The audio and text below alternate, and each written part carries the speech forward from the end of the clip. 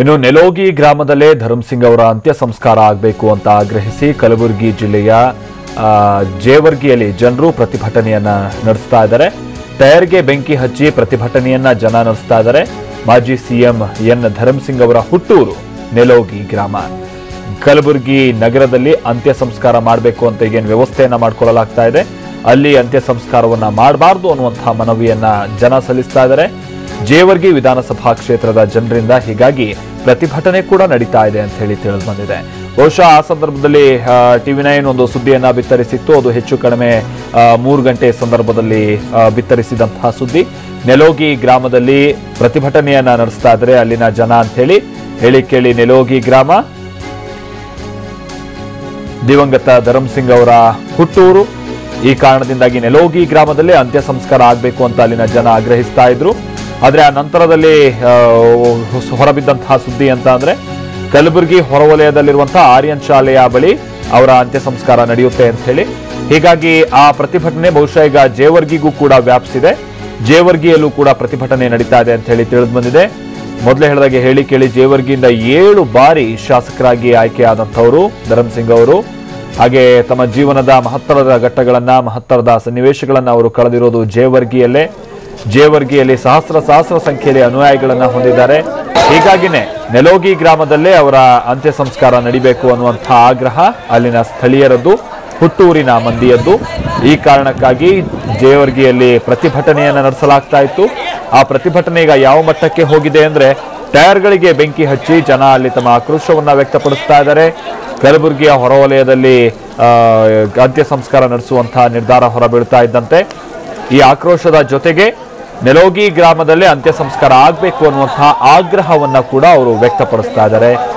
ಈ ಮುಖಾಂತರವಾಗಿ ನಮ್ಮನ್ನ ಅಗಲಿರುವಂತಹ ನಾಯಕನನ್ನ ನೆಲೋಗಿ ಗ್ರಾಮದಲ್ಲೇ ಅಂತ್ಯ ಸಂಸ್ಕಾರ ಮಾಡುವ ಮುಖಾಂತರವಾಗಿ ಅವರು ಅಗಲಿದ ನಂತರನೂ ಕೂಡ ಅವರ ಪಾರ್ಥಿವ ಶರೀರ ಅಂದ್ರೆ ಅಥವಾ ಸಮಾಧಿ ನಮ್ಮೂರಿನಲ್ಲೇ ಇರಬೇಕು ಅನ್ನುವಂಥ ಅಪೇಕ್ಷೆ ಅಲ್ಲಿರುವಂತಹ ಮಂದಿಯದ್ದು, ಅಲ್ಲಿನ ಹುಟ್ಟೂರಿನ ಮಂದಿಯದ್ದು. ಈ ಕಾರಣಕ್ಕಾಗಿನೇ ಯಾವಾಗ ಬಹಳಷ್ಟು ಸಂದರ್ಭದಲ್ಲಿ ಅವರು ಒತ್ತಾಯಿಸಿದ್ರು, ಮಧ್ಯಾಹ್ನದ ನಂತರದಲ್ಲೂ ಕೂಡ ಯಾವಾಗ ಇವರ ಮಾತಿಗೆ ಮನ್ನಣೆ ಸಿಗ್ಲಿಲ್ವೋ, ಈಗ ಜೇವರ್ಗಿಯಲ್ಲಿ ಟೈರ್ಗಳಿಗೆ ಬೆಂಕಿ ಹಚ್ಚಿ ಜನ ತಮ್ಮ ಆಕ್ರೋಶವನ್ನು ವ್ಯಕ್ತಪಡಿಸುವ ಮುಖಾಂತರವಾಗಿ ಅಂತ್ಯ ಸಂಸ್ಕಾರ ನಮ್ಮೂರಿನಲ್ಲೇ ಆಗಬೇಕು ಅನ್ನುವಂತಹ ಆಗ್ರಹವನ್ನ ವ್ಯಕ್ತಪಡಿಸ್ತಾ ಇದ್ದಾರೆ.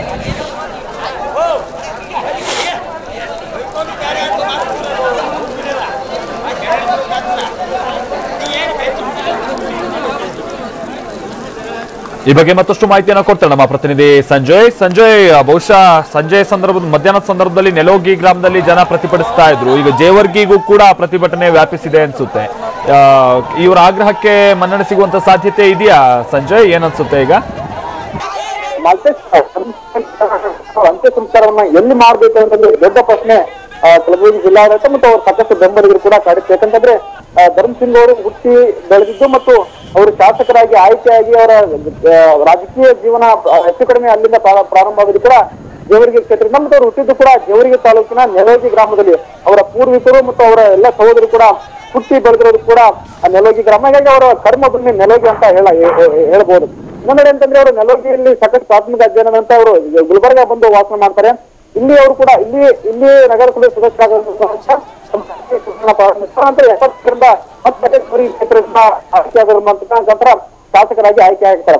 ಇದೀಗ ಕಡ್ಡಂಟಾಗಿ ಪರಿಣಮಿಸುತ್ತೆ. ಮಧ್ಯಾಹ್ನದ ನಂತರ ಏನಂತಂದ್ರೆ ಧರ್ಮಸಿಂಗ್ ಅವರ ಅಂತ್ಯ ಸಂಸ್ಕಾರವನ್ನು ಎಲ್ಲಿ ಮಾಡಬೇಕು ಅನ್ನೋದು ವಿಚಾರ ಸಾಕಷ್ಟು ಜನರಿಗೆ ಒಂದು ಸಮಸ್ಯೆಯಾಗಿ ಕಾಡ್ತಾ ಇತ್ತು. ಯಾಕಂತಂದ್ರೆ ನೆಲೋಗಿ ಗ್ರಾಮದ ಜನರು ಮತ್ತು ಜೇವರ್ಗಿ ತಾಲೂಕಿನ ಸಂಪೂರ್ಣ ಜೇವರ್ಗಿ ತಾಲೂಕಿನ ಜನರ ಆಗ್ರಹ ಏನಂತಂದ್ರೆ ಧರ್ಮಸಿಂಗ್ ಅವರು ಹುಟ್ಟಿ ಬೆಳೆದಿದ್ದು ಮತ್ತು ಅವರಿಗೆ ರಾಜಕೀಯ ಪುನರ್ಜನ್ಮ ನೀಡಿದ್ದು ಜೇವರ್ಗಿ ಮತಕ್ಷೇತ್ರ. ಹೀಗಾಗಿ ನೆಲೋಗಿ ಗ್ರಾಮದಲ್ಲೇ ಅವರ ಅಂತ್ಯ ಸಂಸ್ಕಾರ ಮಾಡಬೇಕು. ಆ ಮುಖಾಂತರ ಏನು 8 ಬಾರಿ ಈ ಭಾಗದಿಂದ ಆಯ್ಕೆ ಶಾಸಕರಾಗಿದ್ದಾರೆ, ಮುಖ್ಯಮಂತ್ರಿ ಆಗಿದ್ದಾರೆ. ಅದಕ್ಕೆಲ್ಲವೂ ಕೂಡ ಕಾರಣ ಇದೇ ಜೇವರ್ಗಿ ಮತಕ್ಷೇತ್ರ. ಹೀಗಾಗಿ ಜೇವರ್ಗಿ ತಾಲೂಕಿನ ನೆಲೋಗಿ ಗ್ರಾಮದಲ್ಲಿ ಅವರ ಅಂತ್ಯ ಸಂಸ್ಕಾರ ಮಾಡಬೇಕಂತ ಒಂದು ಆಗ್ರಹ ಕೂಡ ಇತ್ತು. ಇನ್ನೊಂದು ಅಂತಂದ್ರೆ ಮತ್ತು ಸಾಕಷ್ಟು ಕೆಲ ಅಭಿಮಾನಿಗಳು ಕಲಬುರಗಿ ನಗರದ ಆರ್ಯನ್ ಶಾಲೆ ಪಕ್ಕದಲ್ಲಿ ಅವರೊಂದು 2 ಎಕರೆ ಜಮೀನಿದೆ, ಅಲ್ಲಿ ಕೂಡ ಮಾಡ್ಬೇಕಂತ ಒಂದು ಆಗ್ರಹ ಕೂಡ ಕೇಳಿ ಬರ್ತಾ ಇತ್ತು. ಆದ್ರೆ ಯಾವಾಗ ನೆಲೋಗಿ ಗ್ರಾಮದಲ್ಲಿ ಅಂತ್ಯ ಸಂಸ್ಕಾರನ ಮಾಡೋದಿಲ್ಲ, ಬದಲಾಗಿ ಕಲಬುರಗಿಯಲ್ಲೇ ಮಾಡ್ತಾರಂತ ಮಾತುಗಳು ಕೇಳಿ ಬರ್ತಾ ಇದ್ವು, ಅವಾಗ ನೆಲೋಗಿ ಗ್ರಾಮ ಮತ್ತು ಜೇವರ್ಗಿ ತಾಲೂಕಿನ ಜನರ ಸಾಕಷ್ಟು ಆಕ್ರೋಶಕ್ಕೂ ಕೂಡ ಕಾರಣವಾಗಿತ್ತು. ಹೀಗಾಗಿ ನೆಲೋಗಿ ಗ್ರಾಮದಲ್ಲಿ ಮತ್ತು ಜೇವರ್ಗಿ ಪಟ್ಟಣದಲ್ಲಿ ಸಾಕಷ್ಟು ಜನರು ಒಂದು ಟೈರ್ಗಳಿಗೆ ಬೆಂಕಿ ಹಚ್ಚಿ ಪ್ರತಿಭಟನೆಯನ್ನ ಕೂಡ ಮಾಡಿದ್ರು. ಯಾವುದೇ ಕಾರಣಕ್ಕೂ ಕೂಡ ಕಲಬುರಗಿ ಗ್ರಾಮದಲ್ಲಿ ಅಂತ್ಯ ಸಂಸ್ಕಾರ ಮಾಡಬೇಕಂದ್ರೆ ಪ್ರತಿಭಟನೆ ಬೆಂಕಿ ಆಕ್ರೋಶ ಕೂಡ ವ್ಯಕ್ತಪಡಿಸಿದ್ರು. ಆದ್ರೆ ಸಂಬಂಧಿಕರ ಅಂದ್ರೆ ಕುಟುಂಬದ ಸದಸ್ಯರನ್ನೇ ಮಾಡಿದಂತ ಜಿಲ್ಲಾಡಳಿತ ಇದೀಗ ಕಲಬುರಗಿ ನಗರದ ಹೊರವಲಯದಲ್ಲಿರ್ತಕ್ಕಂಥ ಅವರ ಜಮೀನಿದೆ, ಆ ಜಮೀನಿನಲ್ಲಿ ಅವರ ಅಂತ್ಯ ಸಂಸ್ಕಾರನ ಮಾಡ್ಲಿಕ್ಕೆ ಎಲ್ಲಾ ಬೇಕಾದ ಸಿದ್ಧತೆಯನ್ನು ಕೂಡ ಮಾಡ್ಕೊಳ್ತಾ ಇದೆ. ಇದಕ್ಕೆ ಅಂದ್ರೆ ಸಂಬಂಧಿಕರು ಮತ್ತು ಅವರ ಆಶ್ರಯ ಹೇಳೋದೇನಂತಂದ್ರೆ ರಜಪೂತ ಸಂಪ್ರದಾಯ ಪ್ರಕಾರ ಏನು ಅವರ ಅಂತ್ಯ ಸಂಸ್ಕಾರದ ನಂತರ 13 ದಿನಗಳು ವಿಧಿವಿಧಾನಗಳಿರ್ತವೆ. ಆ ವಿಧಿವಿಧಾನಗಳಂತಂದ್ರೆ ಅಂತ್ಯ ಸಂಸ್ಕಾರ ಮಾಡಿದ ನಂತರ ಮನೆಯವರು ಕೂಡ ಯಾರು ಕೂಡ ಎಲ್ಲಿ ಹೋಗ್ಲಿಕ್ಕೆ ಆಗೋದಿಲ್ಲ.